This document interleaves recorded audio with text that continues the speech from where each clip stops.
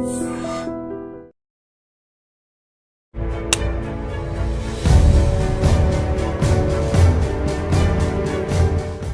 కంచు కౌశలంలో first cinema ప్రొడ్యూసర్గా మీరు వెళ్ళిన తర్వాత సినీ పరిశ్రమలో ఉన్న సమస్యలు ఏమైనా ఎదుర్కొన్నారా? నిజంగా ఆ రోజు సినిమా ఆకుంటే జయప్రకాష్ రెడ్డి గారు కానీ తనకెళ్ళ భరణి గారు ఈ స్టేజ్లో ఉండేవాళ్ళు కాదు.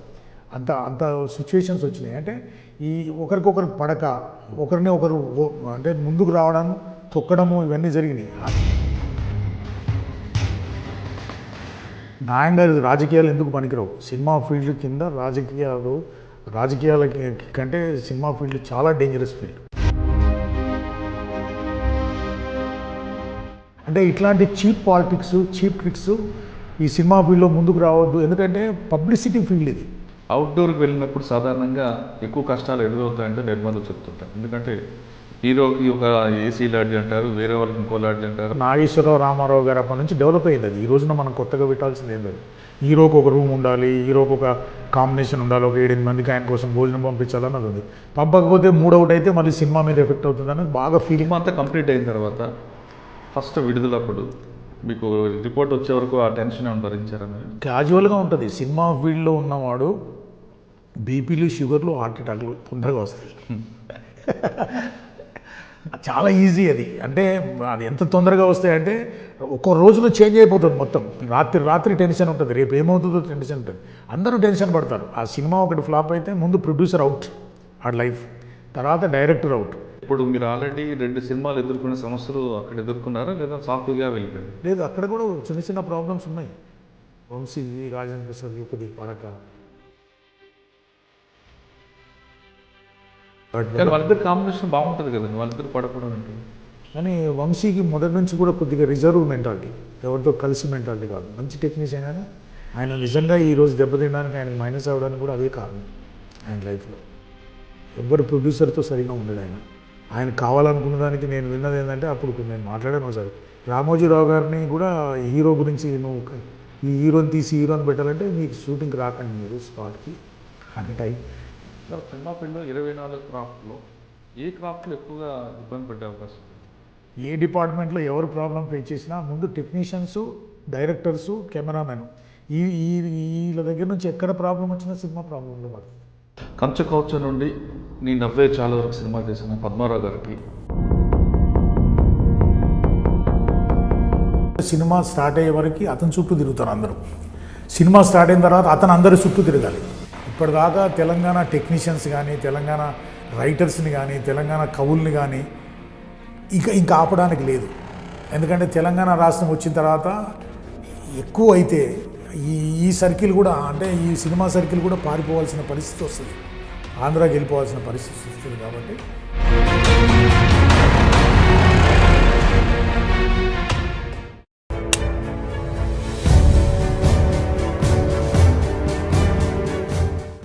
Welcome to Tollywood diaries.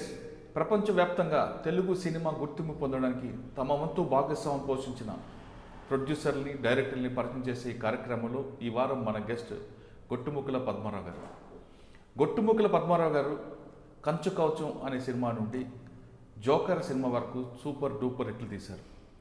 కంచు కవచంలో సుమన్ నటిస్తే తర్వాత ఏప్రిల్ 1 విడుదల. ఆ సినిమా సూపర్ డూపర్ హిట్.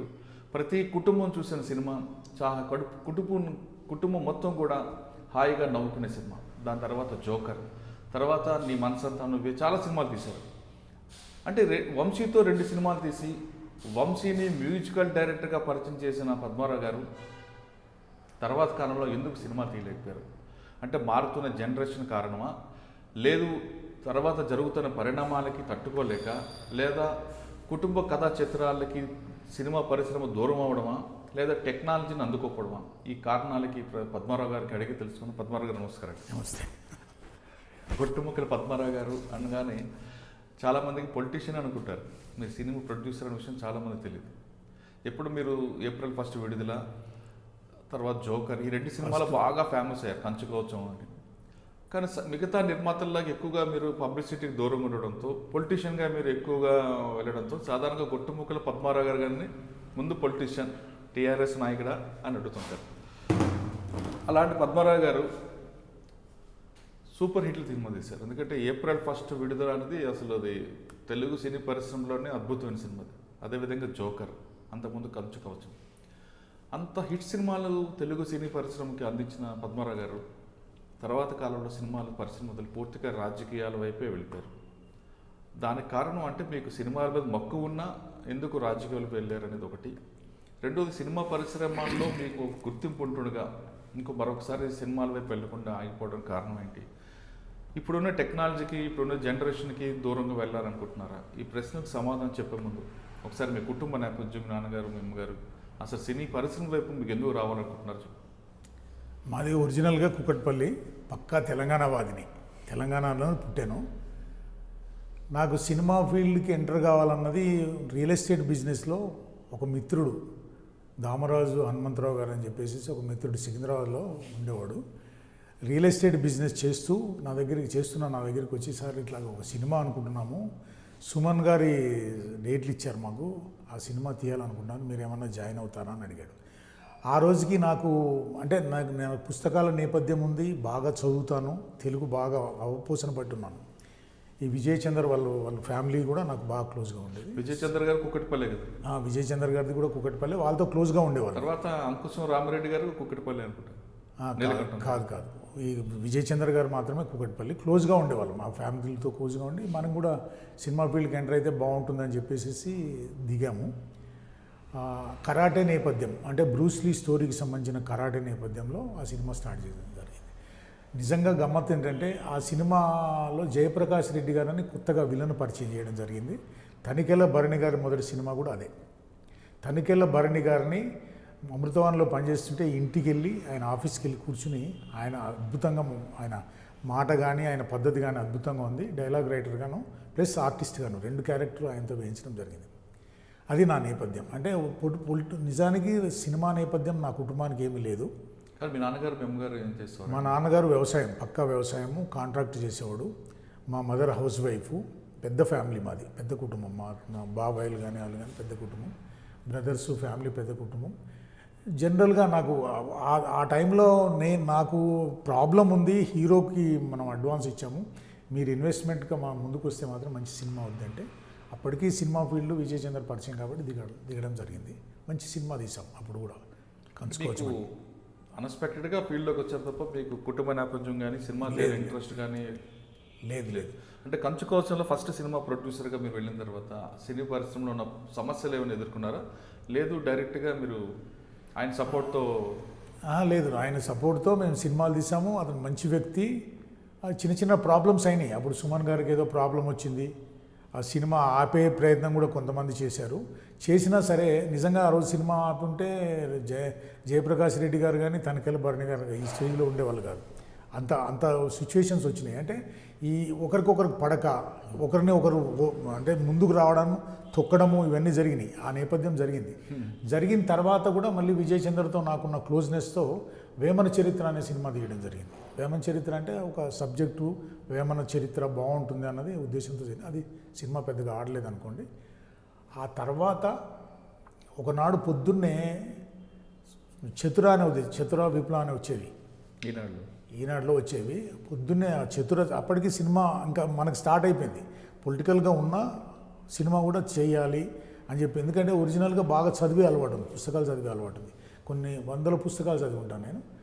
ఆ విపుల అనే చతుర అనే పుస్తకంలో అనుకుంటా హరిశ్చంద్రుడు అబద్ధం ఆడితే అని ఒక నవల వచ్చింది.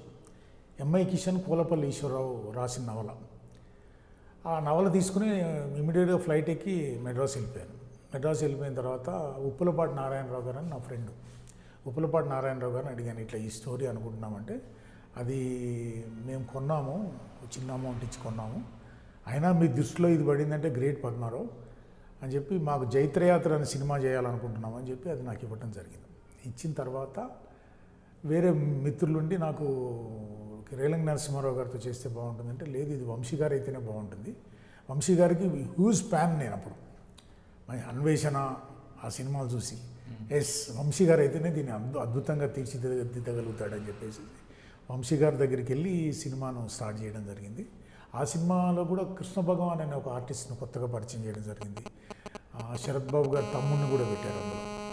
వంశీ గారి డైరెక్షన్లో ఎల్వి శ్రీరామ్ గారు కూడా వర్క్ చేశారు దాంట్లో. అది ఎంత అద్భుతమైన సినిమా అన్నది మీకు ఐడియా ఉంటుంది. అవును. అంటే సినిమా బడ్జెట్ ఎంత ఏంటంటే ఎక్కడెక్కడ షూట్ చేస్తాం? మొత్తం రాజమండ్రిలోనే షూట్ చేశాం. 4 రోజుల్లో అయిపోయింది. మా రాజమండ్రిలోనే టోటల్ షూటింగ్ జరిగింది. ఇళయరాజా గారి మ్యూజిక్ దానికి, ఆ సినిమాకి. అంటే అయితే మీరు చెప్తున్నట్లుగా వంశీ గారితో సినిమా స్టార్ట్ చేద్దాం అనుకున్నారు. జనరల్గా కొంతమంది నిర్మాతలు చెప్పేది ఏంటంటే సినిమా అగ్రిమెంట్ అప్పుడు వరకు మాత్రమే నిర్మాత వర్క్ ఉంటుంది, కథా చర్చల్లో కానీ కాస్ట్యూమ్స్ ఎత్తుకోవడం కానీ మిగతా విషయాల్లో నిర్మాత అవకాశం ఉండదు, నిర్మాత ఒక క్యాషియర్గా చూస్తారంటారు.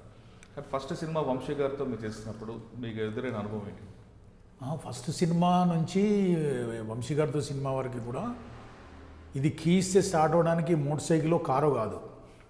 సినిమా ఫీల్డ్ అనేది ప్రపంచంలోనే అద్భుతం అనుకోవచ్చు, ప్రపంచంలోనే రిస్కీ బిజినెస్. అది చాలా రిస్క్ బిజినెస్. తెల్లారే వరకు బండ్లు అవుతాయి అనేది ఒక సినిమా ఫీల్డ్లో 100% వర్తిస్తుంది. సినిమా ఫీల్డ్లో మనుషుల మనస్తత్వాలు, ఒకరినొకడు తొక్కాలనుకోవడము, లేకుండా ఉండాలనుకోవడము, గ్రూప్ పాలిటిక్స్, ఇవన్నీ చాలా ఉంటాయి. న్యాయంగా రాజకీయాలు ఎందుకు పనికిరావు. సినిమా ఫీల్డ్ కింద రాజకీయాల కంటే సినిమా ఫీల్డ్ చాలా డేంజరస్ ఫీల్డ్. కానీ అది అంటే జనరల్గా ఎట్లా ఉంటుందంటే, మేము టాలెంట్ ఉన్న వ్యక్తిని ఎవరేం చేయలేరు. ఉదాహరణకి ఎస్వి కృష్ణారెడ్డి ఉన్నాడు. ఎస్వి కృష్ణారెడ్డి సినిమా ఫీల్డ్లోకి వచ్చి ఒక ముస్లిం అబ్బాయిని, అలీని, అప్పటికి చిన్న కామెడీ ఆర్టిస్ట్ని హీరోగా చేయగలిగాడు.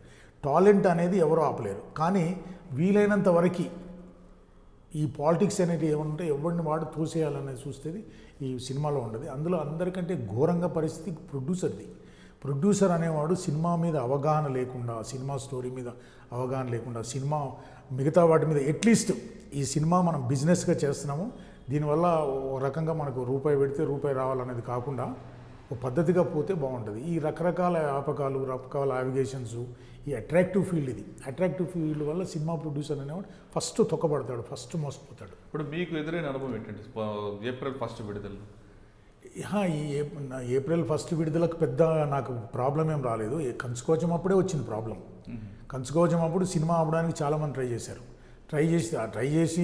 చేసి ఆ రోజున కనుక వాళ్ళ మాట విని నేను సినిమా కనుక ఆపుంటే, సురేష్ రెడ్డి గారు చెప్పారు, అందులో రకరకాల పాలిటిక్స్ ఉంటాయి పద్మారావు గారు, ఈ సినిమా ఆపడానికి నీకు రైట్ ఉంది. ఎందుకంటే ప్రొడ్యూసర్స్కి ఇద్దరికి చెక్ పవర్ ఉంది, నీకు చెక్ పవర్ లేదు. ఆపుతావా అంటే, లేదు సార్ నేను ఈ సినిమా ఆపను, సినిమా బయటికి రావాలని వచ్చాను కానీ ఆపాలని రాలేదంటే చేతిలో చేసి నీకు అన్నిటి రకాలుగా కోఆపరేషన్ చేస్తాను, ఈ సినిమా రిలీజ్ అవుతుందని చెప్పి సినిమా రిలీజ్కి ఆపకుండా సినిమా రిలీజ్ అయ్యింది. అట్లాగే ఏప్రిల్ 1 విడుదలప్పుడు కానీ, ఈ వేమన చరిత్ర అప్పుడు కానీ చిన్న పాలిటిక్స్. ఎట్లాంటి పాలిటిక్స్ అంటే, జోకర్ వేమన చరిత్ర సినిమాకి నా ఇంటి పేరు తీసేశాడు ఆ ప్రొడ్యూసర్. అంటే పద్మారావు అనేవాడికి పాపులారిటీ రాకూడదు. అసలు కంచుకోవజం అనే సినిమాలో నన్ను క్యారెక్టర్ వేయించారు ఆ ప్రొడ్యూసర్. ఎంత మంచి వ్యక్తి అంటే, పాపులారిటీ బాగుంటుంది సార్ మీరు వేయండి అని. వేమన చరిత్ర వచ్చేసరికి విజయ్ చంద్ర నేను బాగా క్లోజ్ ఫ్రెండ్స్ అని చెప్పి ఇంటి పేరు తీసేసాడు. అంటే ఇట్లాంటి చీప్ పాలిటిక్స్, చీప్ ట్రిక్స్ ఈ సినిమా ఫీల్డ్లో ముందుకు రావద్దు. ఎందుకంటే పబ్లిసిటీ ఫీల్డ్ ఇది. నేను నిజంగా ఈరోజు రాజకీయంగా కూడా నాకు ఈ పేరు వచ్చిందంటే సినిమా ఫీల్డే. మీకు ఈరోజు సినిమా ఫీల్డ్లో నేను రాజకీయంలో కనపడుతున్నాను, కానీ సినిమా ఫీల్డ్ ఎంట్రెన్సే నాకు రాజకీయంగా ఎంట్రీ అయింది. ఒకనాడు పి జనార్దన్ రెడ్డిని రీచ్ అవ్వడానికి కూడా కారణం కూడా నాకు సినిమా ఫీల్డే. కానీ సినిమా ఫీల్డ్లో ఉన్న ట్రిక్స్ దారుణమైన ట్రిక్స్. ఏప్రిల్ 1 విడుదల, ఏప్రిల్ 1 విడుదల మంచి హిట్. అంటే ఆ హిట్లో మీ భాగస్వామ్యం ఉంది. ఆ కథా చర్చలో మీరు కూడా పాల్గొన్నారా, లేదంటే మ్యూజిక్ డైరెక్ట్ విషయంలో కానీ అన్నింటిలో? 100% స్టోరీలో నేనే ఉన్నా. స్టోరీ ఎంఐ కిషన్ కోలపల్లి ఈశ్వరరావు దగ్గర కొన్నప్పటి నుంచి స్టోరీ సబ్జెక్ట్కి ఎప్పటికప్పుడు వంశీ గారిని ఫాలో అవుతూ, అసలు సినిమా జరుగుతున్నంతసేపు, సినిమా సబ్జెక్ట్ జరుగుతున్నంతసేపు ఈ డైలాగ్స్ అన్నింటిలో ఆయనతో పాటు నేనున్నా. ప్రతిదీ ఎంజాయ్ చేశాం మేము. ఈ సినిమా పెద్ద హిట్. కొంతమంది నిర్మాతలు చెప్తుంటారు, సినిమా ఓపెనింగ్ అయిన తర్వాత నిర్మాతకి పక్కన పెడతారు, కథా చర్చల్లో పాల్గొనేవారు అంటారు. మీకు అలర్టమే? 100% పక్కన పెడతారు. ఎందుకు? అతనికి సబ్జెక్ట్ నాలెడ్జ్ లేకపోతే గ్యారంటీగా పెడతారు. ఇప్పుడు జోకర్ సినిమా ఉంది, ద మెయిడ్ అని ఇంగ్లీష్ క్యాసెట్. ఆ ఇంగ్లీష్ క్యాసెట్ నేను ఎక్కడో పట్టాభి అని మాకు బంధువు ఒక ఆయన ఉంటే ఆయన దగ్గర క్యాసెట్ చూసి నేను సినిమా చేశాను.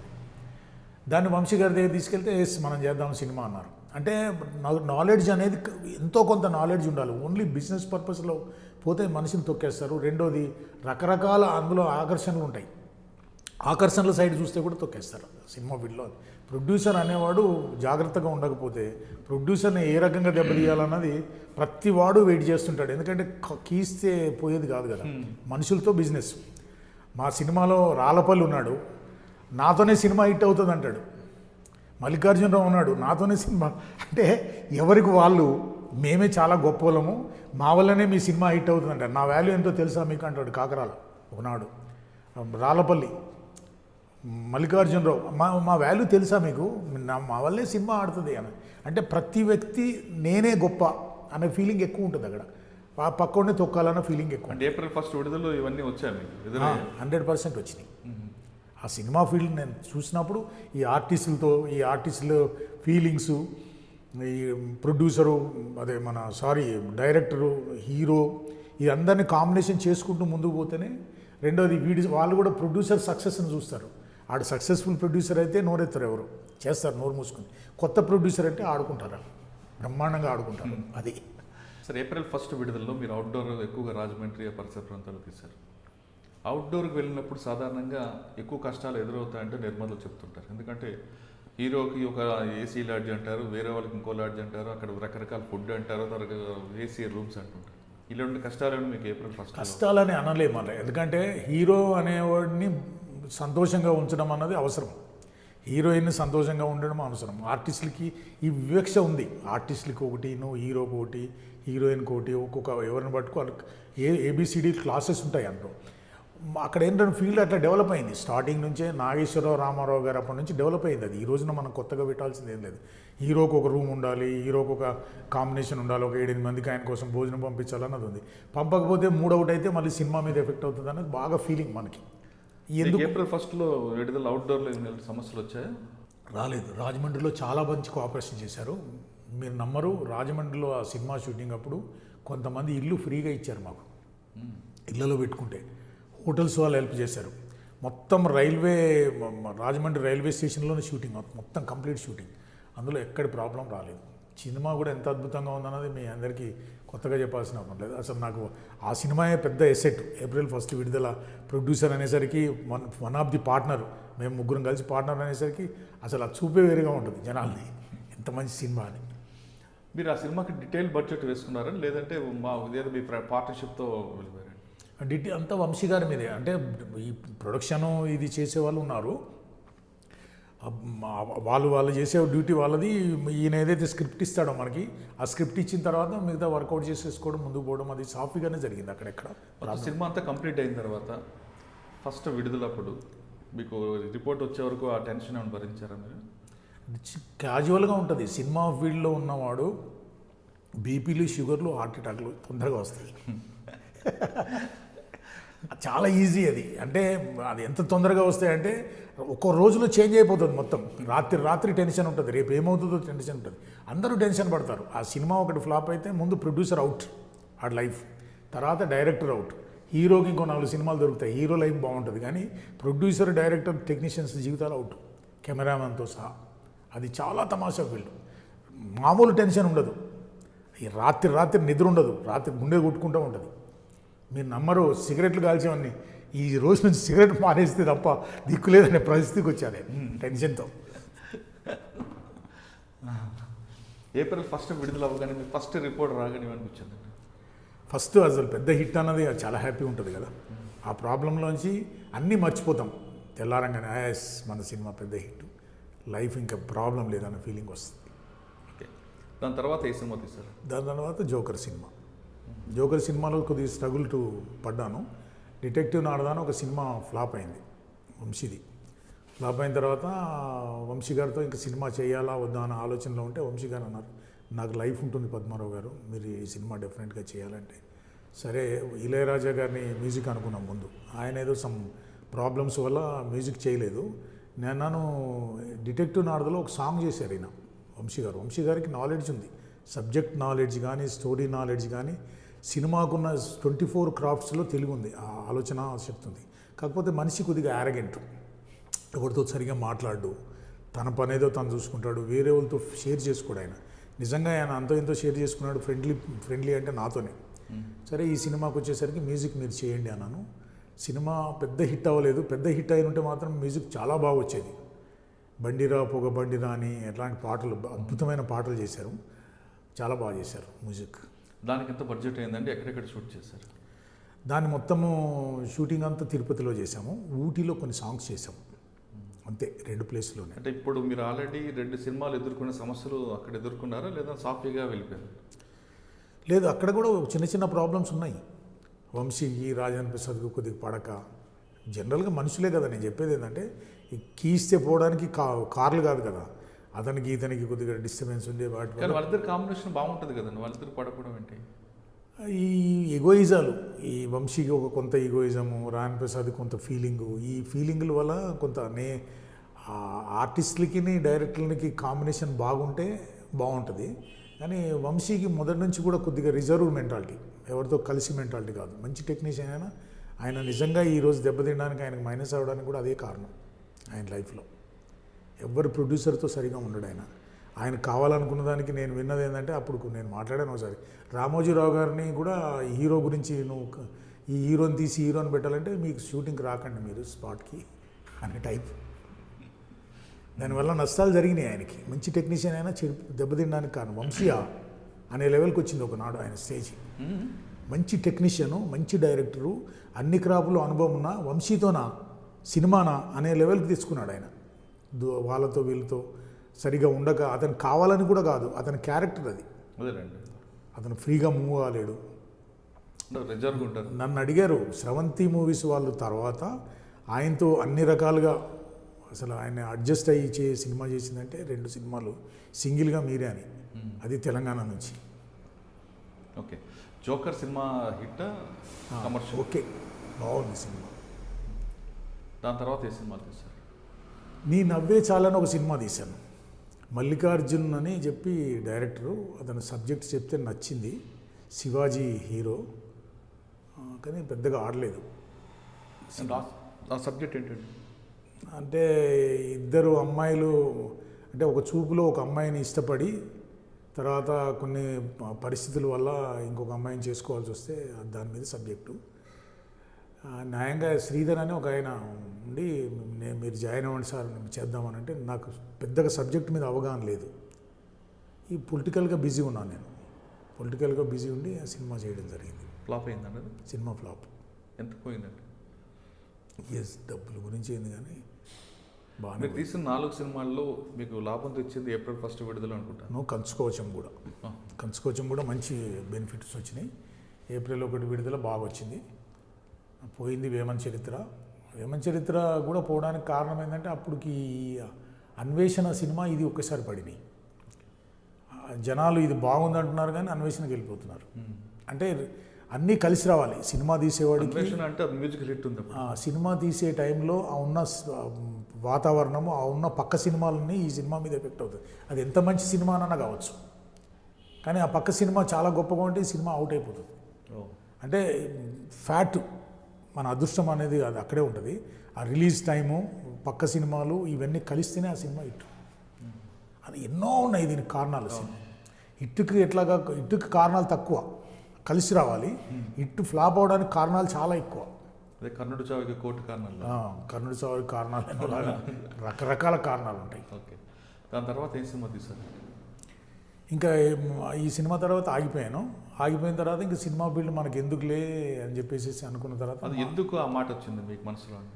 అంటే ఈ వివక్ష, ఈ టెన్షన్లు తట్టుకోలేక ప్రతివాడు ట్రబుల్ పెడతానికి, ఇవన్నీ మన వల్ల కాదు. రెండోది, సక్సెస్ అయితే మన వెనకాల ఉంటారు, ఫెయిల్యూర్ అయితే మన కింద ఉంటారు, అందరూ మనం పైన ఉంటారు అన్నది ఒకటి. ఈ 2 కారణాల వల్ల. రెండోది, పొలిటికల్గా ఇన్వాల్వ్మెంట్ ఎక్కువ ఉంది నాకు. కేసీఆర్ గారు మాట్లాడడము, నాకు టికెట్ ఇవ్వడము, నేను కుక్కట్పల్లి నుంచి నిలబడ్డం, ఈ కారణాల వల్ల నేను దాని మీద తగ్గించాను. దాని మీద ఇంట్రెస్ట్ తగ్గింది. అంటే మీరు దాదాపు సినిమా ఫీల్డ్లో 10 సంవత్సరాలు ఉన్నట్టున్నారు. 85 ఎక్కడ 10 సంవత్సరాలు? 85 నుంచి. 85 అంటే సీనియర్ ప్రొడ్యూసర్ అయిన మీరు మరి ఎందుకని అంత మంచి సినిమాలు తీసి ఒక్కసారి ఎందుకులే అన్న స్థాయికి వచ్చారు? అంత నిర్లప్తి ఎందుకు వచ్చింది? నేను అంత నిర్లప్తి అనేది లేదు. జనరల్గా అందులో తట్టుకొని ముందుకు పోగలిగితే అద్భుతమైన ఫీల్డ్.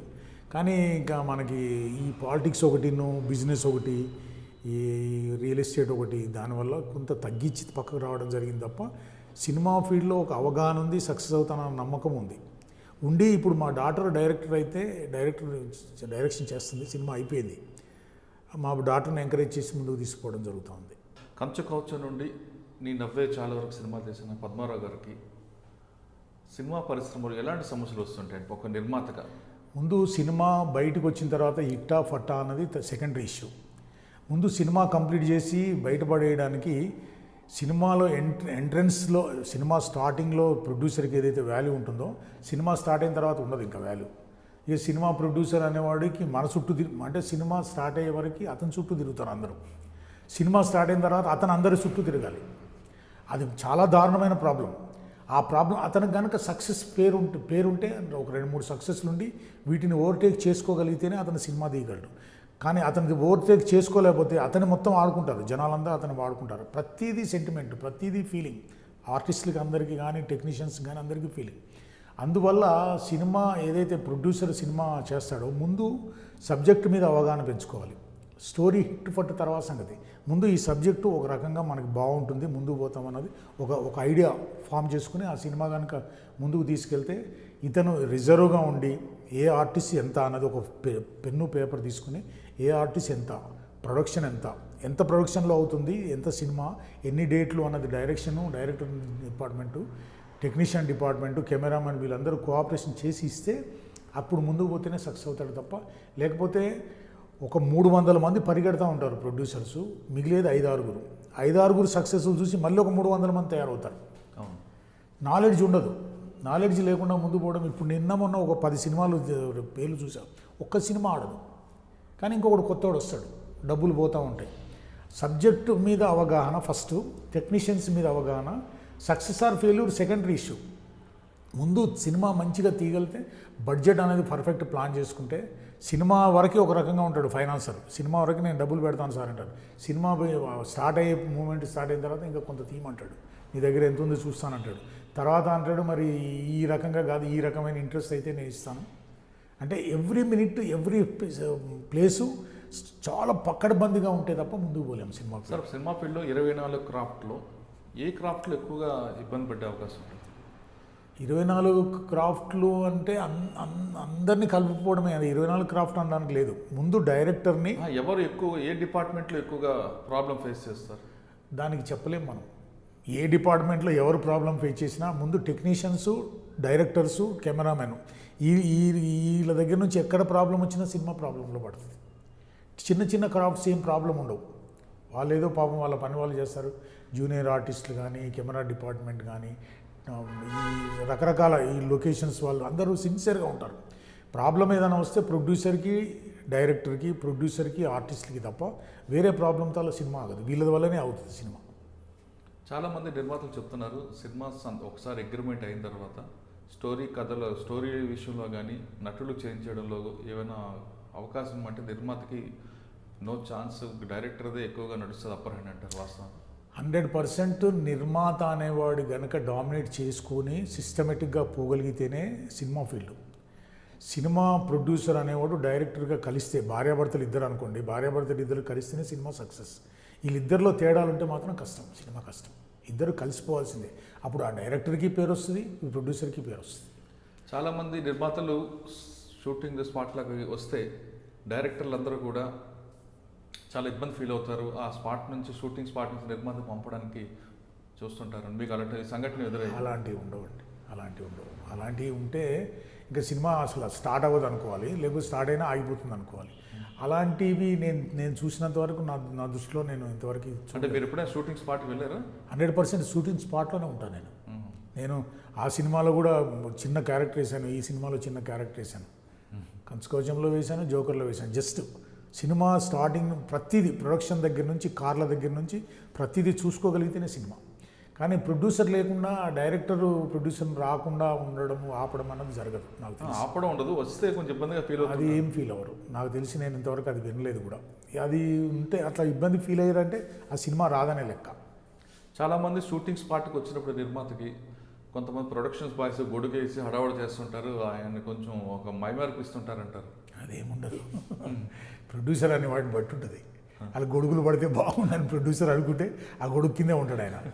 అతను అలాగ అనుకోకపోతే అట్లా మోసపోయే వాళ్ళు ఉన్నారు చాలామంది, కానీ అట్లా అనుకోకపోతే అనుకుంటే కష్టం. అతను ప్రొడ్యూసర్ అనేవాడు నేను బిజినెస్ చేస్తున్నాను, 2 in 1 కమర్షియల్గా నేను సక్సెస్ కావాలి, నాకు పేరు రావాలి, మంచి సినిమా చేయాలి, ముందుకు పోవాలని అనుకోవడం తప్ప అతను దేనికి ఏ ప్రలోభానికి లొంగిన దెబ్బ సినిమా అతనికే దెబ్బ. అంటే ప్రలోభాలు ఎక్కువ ఉంటాయి అక్కడ. 100% సినిమా ఫీల్డ్ అంత అట్రాక్టివ్ ఫీల్డ్, సినిమా ఫీల్డ్ అంత ఫేమస్ ఫీల్డ్, సినిమా ప్రపంచంలోనే అద్భుతమైన ఫీల్డ్ అది. అక్కడ నిగ్రహంగా ఉండగలిగితే అన్ని రకాలుగా, డబ్బులో కానీ ఇంకొకటి కానీ ఇంకోటి కానీ రకరకాలుగా ఏ రకంగా అయినా కానీ సిస్టమేటిక్గా ఉంటేనే అతను సక్సెస్ఫుల్ ప్రొడ్యూసర్ అవుతాడు. అదర్వైజ్ దెబ్బతింటాడు, అయిపోయింది, సినిమా రాలేక బయటికి, డబ్బులు పోతాయి.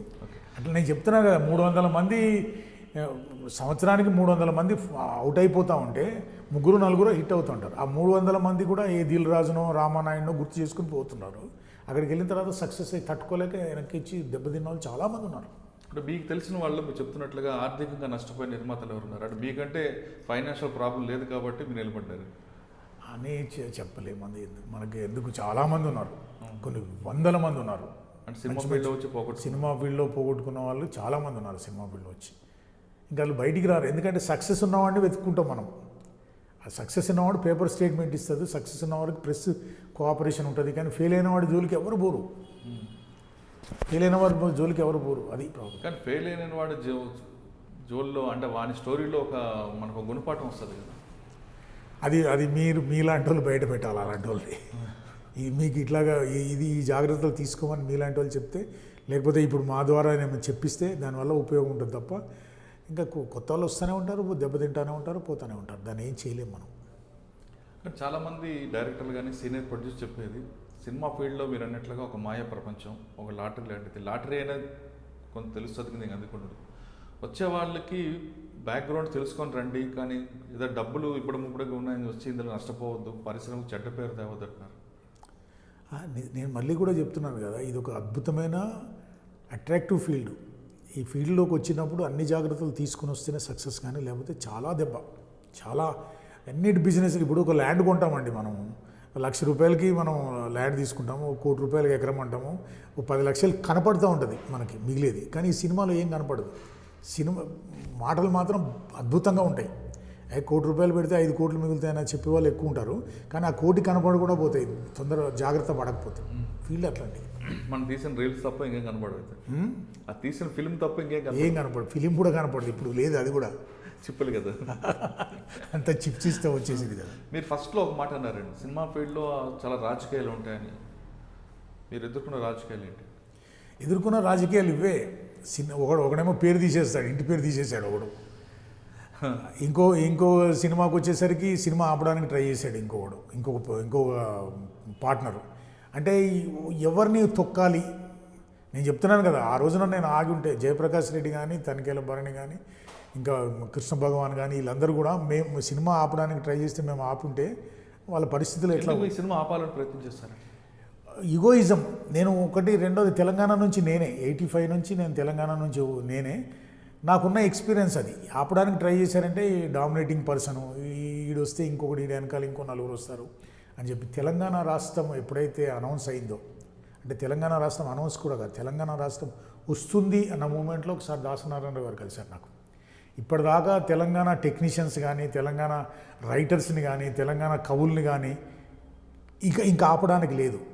ఎందుకంటే తెలంగాణ రాష్ట్రం వచ్చిన తర్వాత ఎక్కువ అయితే ఈ సర్కిల్ కూడా, అంటే ఈ సినిమా సర్కిల్ కూడా పారిపోవాల్సిన పరిస్థితి వస్తుంది, ఆంధ్రాకి వెళ్ళిపోవాల్సిన పరిస్థితి వస్తుంది. కాబట్టి తెలంగాణ వాళ్ళని ఎంకరేజ్ చేద్దాము మనము. పద్మారావు గారు మీరు కూడా కోఆపరేట్ చేయండి అన్నది దాసనారాయణరావు గారు. ఆయన లేరు కానీ నిజంగా మంచి మనిషి. అలా ఆయన ఉంటే ఇంకా బాగుండేది ఈ ఫీల్డ్లో ఈ తలనొప్పులు కానీ ఆయన్నిటికీ బాగుండేవాడు. సార్, ఫైనల్గా మన సీనియర్ నిర్మాతగా మీరు ఇప్పుడు కొత్తగా వస్తున్న నిర్మాతలకి ఎలాంటి జాగ్రత్తలు తీసుకుని రావాలి, లేదంటే వాళ్ళు ఎలాంటి సమస్యలు ఎదుర్కొంటారు చెప్పండి. కొత్తగా వచ్చే వాళ్ళు ఎవరైనా సరే ముందు సబ్జెక్టు మీద అవగాహన ముందుకు తీసుకునే సబ్జెక్టు మీద అవగాహన పెట్టుకుని, సినిమా డైరెక్టర్ ఎవరు అయితే బాగుంటుంది, ఏ డైరెక్టర్తో అయితే మాకు సేఫ్ ఉంటుంది, రిలీజ్కు కంటే ముందు మనం ఆలోచించండి. ఆ తర్వాత డైరెక్టర్ మీద బాధ్యత పెట్టి తనకు కూడా కొంత అవగాహన పెట్టుకుని, బడ్జెట్ మీద అవగాహన పెట్టుకుని, ఫస్ట్ బడ్జెట్ చూసుకుని ముందుకు పోతే తప్ప ఫైనాన్స్ బడ్జెట్ ముందుకు పెట్టుకుని పోతే తప్ప సక్సెస్ అవ్వడం కష్టం. అన్నిటి మీద అవగాహన పెట్టుకోవాలి, దేనికి లోబడి ఉండకూడదు, దేనికి మనం అట్రాక్ట్ అవ్వకుండా బిజినెస్గా చేద్దాము, మంచి సమాజానికి కొంత సందేశాన్ని ఇచ్చే సినిమా చేద్దాము, ముందుకు పోదామంటే ఇవాళ రేపు చాలామంది టెక్నీషియన్స్ ఉన్నారు, రకరకాల టెక్నీషియన్స్ ఉన్నారు. ఒకడు ఆల్రెడీ చూస్తాడు, అరచేతిలో వైకుంఠం చూపిస్తాడు, ఏ సినిమా చేయండి సార్ నాతో, నాకు ఇన్ని కోట్లు మిగులుతాయి అన్ని కోట్లు మిగులుతాయి అనే సబ్జెక్ట్ గురించి కానీ తనకి కొంత అవగాహన పెట్టుకుని తను కూడా కొంత ఐడియా పెట్టుకుని ముందుకు పోతే సక్సెస్ అవుతాడు. ఓకే, సినీ పరిశ్రమలోకి రండి కానీ సబ్జెక్టు మీద అవగాహనతో రండి, అంతేగాని గుడ్డిగా డబ్బులోనే వస్తే మాత్రం నష్టపోవడం ఖాయం అంటున్నారు పద్మారావు గారు. అంతేకాకుండా ఆ సినిమా పరిశ్రమలో కొన్ని ప్రలోభాలు వస్తే ఆ ప్రలోభాలకు దూరంగా ఉంటూ సబ్జెక్టు మీద అవగాహనతో వస్తే సమాజానికి మేలు చేసేవారు అవుతారు, సినీ పరిశ్రమలో మీ పేరు కూడా నిలబడుతుందంటూ గొట్టుముక్కల పద్మారావు గారు చెప్తున్నారు. ఇది ఈ వారం గొట్టుముక్కల పద్మారావు గారితో ఎక్సలెంట్ ఇంటర్వ్యూ. వచ్చే వారం మరో గెస్ట్తో మళ్ళీ కలుద్దాం. అంతవరకు నమస్కారం. Please subscribe to iDream. For more videos, please subscribe to iDream. నేను మీ Jabardasth Naveen. For more videos, please subscribe to iDream. For more videos, subscribe to iDream. For more interesting videos, please subscribe to iDream. Hi, this is Anil Ravipudi. For more videos, please subscribe iDream Media. This is Manjula. For more videos, please subscribe iDream. For more videos, please subscribe to iDream channel. Don't miss it. అక్కడ ఒక గంట symbol ఉంటుంది, దాన్ని లాగి పట్టి అక్కడ కొట్టండి, మర్చిపోదు. ఓకేనా? Subscribe to iDream.